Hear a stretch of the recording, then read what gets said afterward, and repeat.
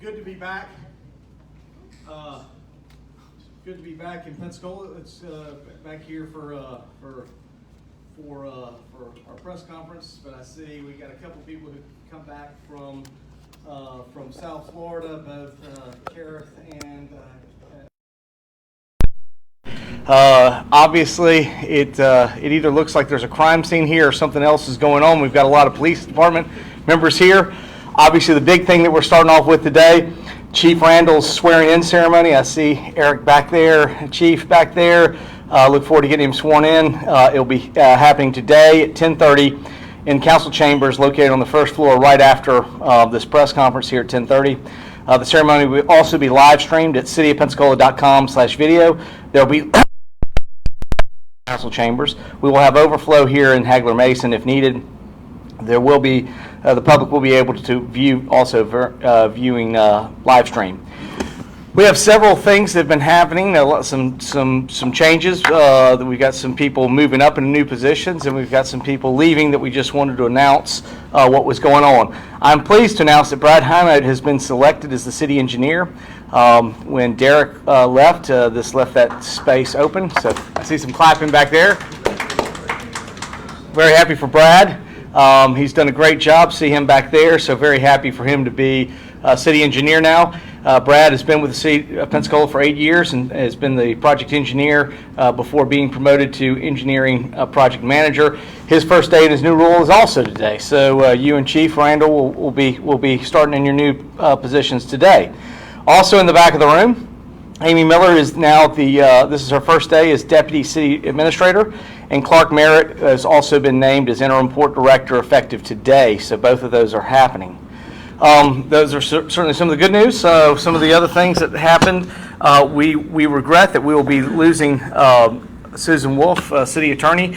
She will be taking a position with University of West Florida. So we hate seeing her go, but we're very happy for her and her family. It's the right decision for her. She'll be starting she's here through July, but she'll be starting there at some point in July, and we will be finding somebody and talking with internal city staff in the attorney's office, legal department, to look and see what we can do, or if there's somebody else we could bring in for a short term. So we're still evaluating that. But Susan informed us last week that she was going to be leaving. So we will be sorry to lose her, but we're very happy for her and her family, and I think it's a good opportunity for her at UWF. So we're excited she'll still be in the area. City yard waste pickup. I did talk to John Pittman this morning. I know this has been one of the major contentions for probably about the last 2 months. We fell behind sort of related to the amount of garbage that was being collected. And then right as we were catching up on that, we managed to lose a number of our employees. Obviously, everything is happening at this point. People can go do other jobs and get other things. So we had to work to re-staff up and get back up to speed. And I know we've been working on weekends. I know this past weekend I got a call from John. He was out there working with the teams, and he said they caught up and they're on Monday route today. I talked to him this morning. We are on the Monday route, and we expect to be back caught up and staffed to where we can handle. He told me he was out there in Scenic Heights today, which is kind of where our Monday route is, and he said, they're going to be able to get done today with that Monday route on Monday. So we're back to where we feel good about that. We appreciate everybody's patience with us. We're sorry about this inconvenience. Obviously, we can only pick up as much as we can pick up, so that's been part of our challenges. We've been working weekends, but I am glad to say we're back on schedule, and I appreciate everyone's patience out there. As a reminder, Pensacola Sanitation customers can now keep up with collection schedule changes through a Recycle Coach app, which is free to download on Apple Store or Google Play. Please get the Recycle Coach app, and it's not just about recycling. It also allows us to tell you where you are, yard debris, any of your trash, recycling stuff. It also does coach you on what to put in recycling, so that you exactly know what needs to be going in your recycling can for what we will pick up and be able to get recycled. So that's a very helpful app, but it also helps you know where your garbage and your yard debris pickup is. So we hope you will get that. One of the things they've been doing, continuing to still do, is the neighborhood cleanups. They have one scheduled. This will be on Saturday, June 26th in the Sanders Beach, Bayou Grove, and West Garden District neighborhoods. Please see the cleanup map for city at cityofpensacola.com for any details in making sure where if you're in that area. This event allows City of Pensacola sanitation customers in the cleanup area to leave eligible items on the curb for pickup free of charge. This cleanup includes bulky items only. Yard waste or garbage will not be collected. For information about the mayor's cleanup, visit cityofpensacola.com. Bayview Outdoor Pursuit Center is now open. That's one of the most exciting things, I think, in really looking at what we can activate that waterfront. I know when we were there for Dick's farewell, we had a chance to take a look and look at the equipment that had just come in. I mean, those are really nice paddle boards, really nice kayaks and bikes you can go down there and rent. Pensacola residents and visitors can now enjoy more opportunities to explore Bayview Park and the surrounding waterways through the Bayview Outdoor Pursuit Center. This offers a variety of rentals, including kayaks, stand-up paddle boards, bikes, camping equipment, and more. The Bayview Outdoor Pursuit Center is located on the east entrance of the new Bayview Community Center Resource Center at 2001 East Lloyd Street, with waterfront access to the beautiful Bayou Tahar. The new center offers short-term and extended outdoor water sport equipment rentals to the community at affordable rates. To learn more, please visit cityofpensacola.com. I highly encourage you to go out there and take advantage of this. It's a great opportunity to get out on the water and see what's out there on Bayou Tahar, and it's a beautiful place to be and a great recreational amenity. So we hope you will take advantage of that. Bruce Beach Revitalization Project open house scheduled is coming up here. We are having two open houses. One of them will be virtual. It'll be Tuesday, June 22nd from 5:30 to 7 o'clock. And we'll have an in-house one Wednesday, June 23rd from 5:30 to 7 at the Community Maritime Park Amphitheater behind the Blue Wahoo Stadium. For more information, visit cityofpensacola.com. This will allow us to look, much like we did with hashtag, you'll be able to look at and make comments about what you see comes out of Bruce Beach. We're looking forward to getting this finalized so that we can move forward with the final plans and then move forward with starting implementation and getting that up and running. But we obviously want to look at the plans. We want you to look at the plans. We want your comments and then move forward. I think we would love to see sort of the opportunity to activate Bayview much of the way we're activating it at Bayou Tahar, Bayview Park. So I think there's a lot of excitement and opportunity for us to bring people down to the waterfront and give them activities to do. So we will be doing that as well. I hope you will participate in that. We will have city council meetings this week. Today, Monday, June 14th at 3:30, followed by CRA meeting. We'll have the agenda review here in Hagler Mason, followed by the CRA. And the council meeting will be Thursday, June 17th at 5:30 in council chambers. Volunteers are wanted for the DIB and the Library Board of Governments. Just a reminder that I'm seeking volunteers for 2 mayoral appointments, DIB and the Library Board of Governance. The deadline to apply is Friday, July 2nd at 5 p.m. For more information how to apply, visit cityofpensacola.com. We are dealing with the resident satisfaction survey, and we're conducting, that's our annual resident satisfaction survey. I encourage all our residents to participate and let their voices be heard. City residents are asked to complete the online survey at uwf.edu/Haas resident survey or by phone at 850-495-2666 by Friday, July 23rd. That's our resident satisfaction survey. We hope you will participate so that we know where we're doing things well and where we can always improve and what we can do there. So we certainly appreciate your feedback. Finally, COVID-19 dashboard. The Florida Department of Health has removed their COVID-19 dashboard, and so the city at this particular time, the only thing we're doing is hospitalizations. We will continue to follow hospitalizations, but we have been below 20.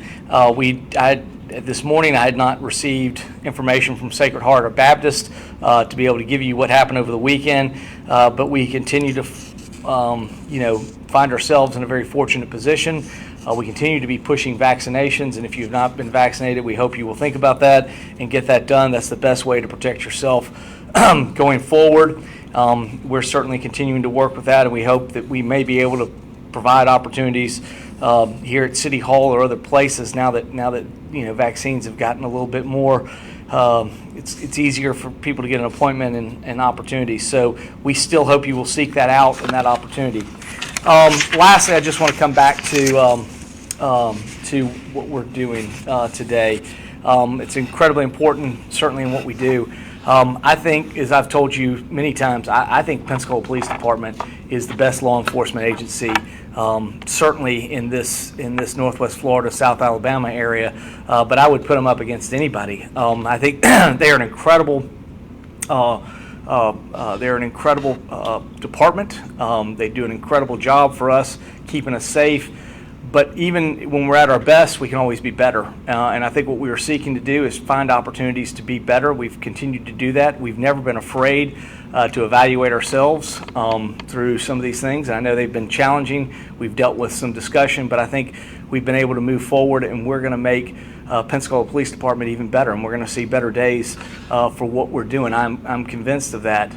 The other thing I would say is it was interesting is I know I got something from Ted just after we finished our press conference last week that we were actually featured in something down in Miami. They were they were going out for a national search and had commented about Pensacola and some things that we had done and how we had done that. And again, I think overall, I think as things are moving forward, I think we're very focused on what we can do to be the best possible police force that we've got. But at the same time, I want to be very clear. I believe we're as good as any police force, any law enforcement agency out there. But we can always be better, and we're working toward that. So with that, that's my stuff. I'll open it up to your questions, and I'm happy to answer anything from y'all. Andrew. County last week was having budget preliminaries, and the question came up of alternate funding sources / millage rate increases potentially. What do you think about the state of affairs for the city? We don't see any millage rate increases needed. We did have a couple of increases that we did look for. We've already asked at the the stormwater rate. So we did ask for a couple of those. We explained what was happening there. That's all we have at this particular time. We have been looking to compensate our employees, and clearly everybody's been seeing wage pressures happening, so you're going to see some of that. But at this point, we feel like we can still manage with the growth that we're seeing. We've generally gotten back from Chris that we're still seeing good revenue, good value increases in property. So again, we're trying to use those things and be judicious in what we do. But at this particular time, we think we can do that without any millage increases. A lot of the things that they're looking at have to do with maintaining new ponds they've acquired, new roads, all of the things that growth causes. City residents would still have to pay for services being provided in the county. I think under the if they didn't increase, do you oppose it if they apply it? Well, again, they have the responsibility for a countywide increase. I would say those are things. There's probably some equity that could be looked at because those things are not things that are happening necessarily in the city. Is there perhaps a fair way to a better way to look at that? Maybe, but at this particular time, we're focused on our millage. They're focused on their millage, and again, those are things we're looking at. If there are things that we could work with them on, that they also provide opportunity in services that are down here. I mean, we've gone to them and said, hey, could you help us out with your parking deck? There are a variety of other things they do. So they could help us with amenities in the city limits, and if they could do that, we certainly could work with them. Those are going to be things we obviously could work with. But you're right. At this particular time, if they're increasing for things that are outside of the city limits, I mean that's an equitable question of what's there. But at this particular time, we're focused on our millage rate, and we think we can provide this year's budget without an increase in millage. We did increase a stormwater fee. They may want to think about something like a stormwater fee, Andrew. That would help them with their stormwater specifically. We did increase that because we've experienced some of the same, but allows us to isolate to that particular issue and not have to do anything related to millage. Jeremy? In the homeless conversation in the cities we have, there's been talk of de-emphasizing any sort of punitive measures right now on dealing with that. I'm wondering, have you collaborated with the county on that? Are they on that same page? We had heard that maybe the uptick under the interstate was due to tickets being written in the county for trespassing. You know, I think we could have worked better together, and I wish we had. But again, I can't control what their actions are and where they're going. I can only focus on what we're doing. But we would have loved to have, you know, in a standpoint where we were all challenged with moving individuals and we had no shelters. It was a challenging time. I think some of those things we tried to find ways in a short-term way to keep people in place, give them opportunity to at least have some kind of thing until we can go back to shelter. I see Lawrence in the back. I know several shelters we've got are coming online. We've been looking at the one that was brought to us that day. We were right here. We've asked the group at our coalition to go look at what was going on there on North Davis Street, and I think verbally they've indicated, you know, that probably is something worth our investment. I think you'll be seeing something probably in the July timeframe, something come forward and look and see how we can help move that forward to get more individuals into shelter. But we have some other buildings we've been working on since the first of the year. We got the additional $3.5 million through the coalition. They're hoping to open up the old Salvation Army, another shelter through Bright Bridges. So we believe some of these things will help alleviate it, but we've got a lot of work to do. We're going to continue to be focused on what we were working on, but I think if we want to make real positive impact, we are going to have to, city and county are going to have to work together a little bit better on an orchestrated effort, and we'll endeavor to continue to see what we can do on that discussion. What's the problem right now? With the county? Why? I don't know. We go to them. We're happy to work. We're happy to talk at any point. I would say that might be a question you want to ask them. Yes. We've seen the first physical barrier go up on West Cervantes. It's not the most beautiful thing anybody's ever seen. That's in the county, but obviously it's parallel. It's coming into the city. What's your reaction? Our reaction is the same way. It wasn't exactly what we wanted, but we are going to try to work with it. It's obviously what we try to work with DOT. We don't always agree with our jurisdiction. Sometimes we don't agree with the county. Sometimes we don't agree with the state, but we try to work to continue to figure out what we can do. Our goal was to negotiate as best a deal as we could for our citizens over there.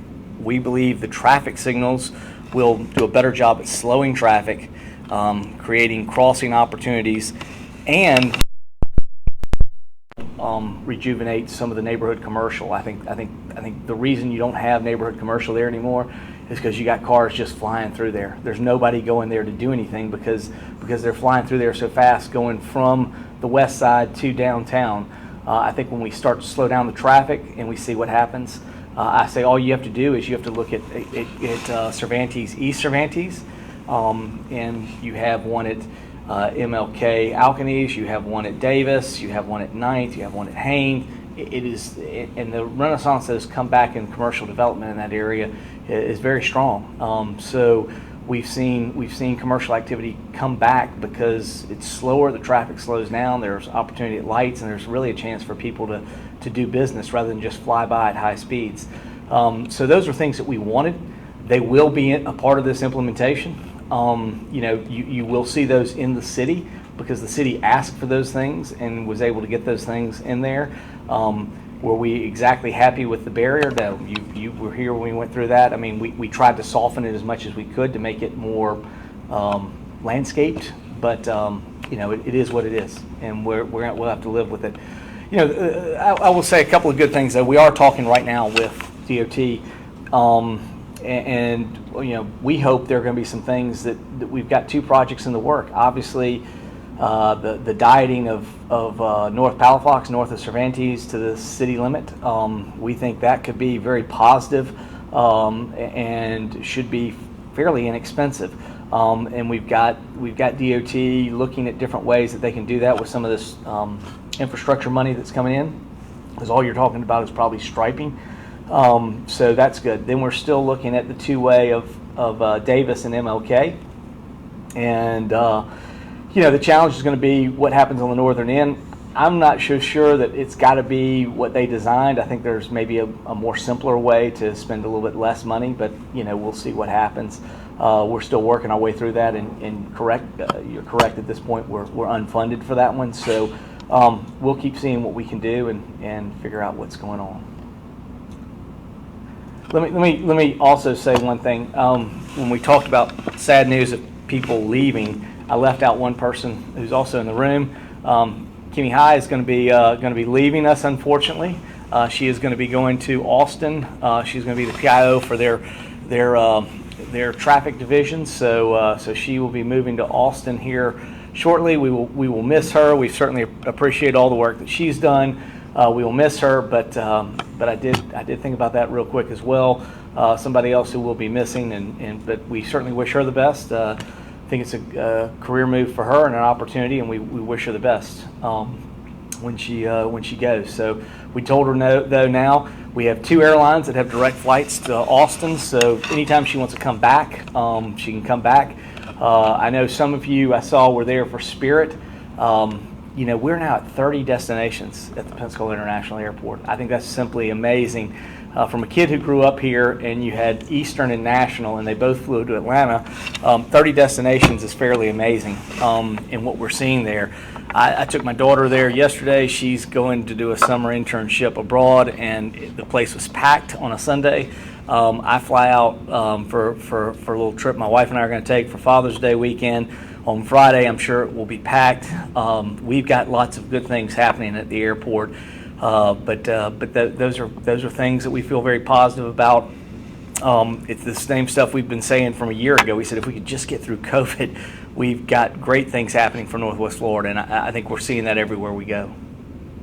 How close are we to needing a second terminal? I know you talked about it as a future thing, but is this We're 5, 10 years? I think, Andrew, I think we need it in 5. I mean, I think we're that close because, well, we were already about to start an apron project because we need more storage area. The apron project will be duplicative. It would solve the problem for when we build the new terminal. So to an extent, you'll already have integrated to work. Correct. So you're going to have to do the new apron if you want a new terminal. So the fact that you've already got the new apron there makes it easier for you to put the new terminal in. But we're going to need that. We're going to need more gates. We don't have any more place for ticketing. So. That's what I noticed when I went in there. It used to be you'd see Delta and a couple other ones, and then there was like this huge wall of nothing. And now it stretches. Spirit is at the end of the door, and they were packed yesterday. Southwest is right next to them. They're packed. American and Delta and United certainly who've been there, they're packed. And then I even saw, Boutique and their flights to Muscle Shoals. So, it's interesting to see all the different places you can go. Spirit opens us up to several places in the Midwest that we haven't been, like Louisville, Indianapolis, and Columbus. This only is going to strengthen our ties to what we're seeing from a visitation standpoint. More and more people from the Midwest that say, hey, I don't have to leave the country to go have a nice Caribbean beach experience. I can stay right here in Northwest Florida and have the same thing. I mean, it's one of those things that people just sort of didn't realize what we had here. I mean, it was sort of our secret. It's one of the things I always said out of the oil spill is going to be a silver lining is people are going to look at that and go, oh my God, that's still in the United States. How can I go there? So I think we're seeing a lot of that. And, I think it's exciting to see what's happening. And I know on that link, I think I did a call this morning. The question was, where do we stand with the bridge? There's nothing official, but I know in my discussions with FDOT, they are very hopeful that this weekend is going to allow us to get to a 4-lane opening. My understanding is last week they started doing work to move the barriers. So I think they are shooting and hoping for a 4-lane opening by this weekend, but obviously, knowing what's happened before with the bridge, I don't think there are any hard dates that are going to be provided. So, at this particular time, that's what we're looking at. Yes. Can you talk a little bit about Council's loss workshop last week and maybe shifting of priorities?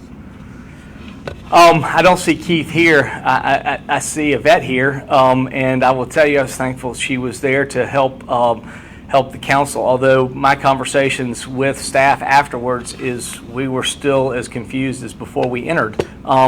So I think we're moving forward with what we have in budget. We will bring that forward, and then we'll let council figure out where they are on that. I mean, there's certainly an emphasis on trees, which we're trying to do. We don't necessarily believe that LOST is right for trees at this particular time. We have money in the tree fund. We need to be using that there. Is that eligible? Tree- LSD can be used for trees? There was some discussion that there were things that could be done on there. I don't know, but I'm just saying. I know that was discussed in the workshop, and I'm just saying, Andrew, you're not going to see me put forward any tree projects with LOST, especially when we're sitting on $500,000 in a tree trust fund that we can't seem to figure out how to untie. So if we really want to do trees, we can do that. There are other things that are there we're looking at. I think ARPA, we have the things that we're talking about for working with homeless, and what we're trying to do with the coalition.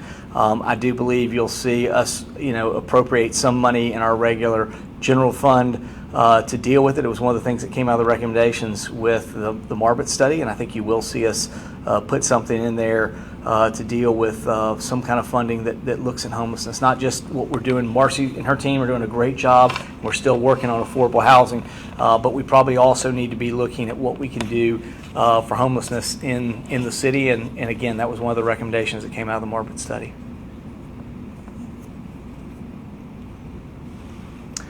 Well, thank you very much. I hope those of you will join us for the installation that is coming in.